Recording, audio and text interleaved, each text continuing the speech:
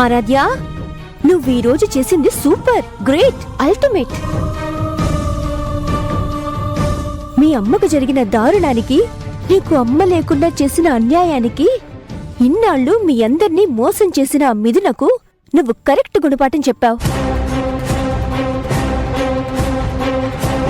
దాన్ని అందరి ముందు అవమానించి ప్రతీకారం తీర్చుకున్నావు. శబాష్.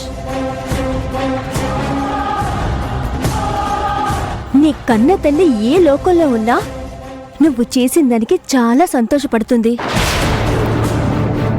తల్లిగా నీ గురించి గర్వపడుతుంది. ఇన్ని రోజులు ఆ మిథున చాలా మంచిదని నీలాగే నేను కూడా భ్రమపడ్డాను ఆరాధ్య. అందుకే నేను ప్రణవిని తిట్టాను, మిథునకి సపోర్ట్ చేశాను.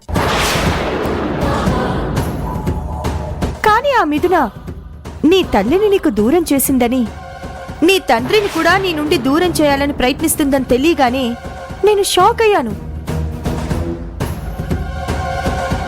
అయ్యో, చూడ్డానికి అంత అమాయకురాలుగా ఉండే ఆ మిథున ఇంత దుర్మార్గురాలని నేను కలలో కూడా ఊహించలేదమ్మా.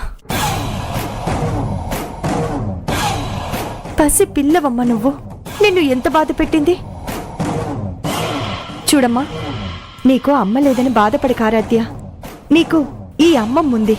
ప్రణవి పిన్ని నిన్ను అమ్మలాగా చూసుకుంటుంది. ఇంకా నీకు తాతయ్య కూడా ఉన్నారు. ఆరాధ్య,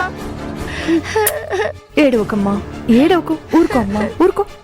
చూడు, ఇక నువ్వు ఆ మిథున గురించి భయపడకు.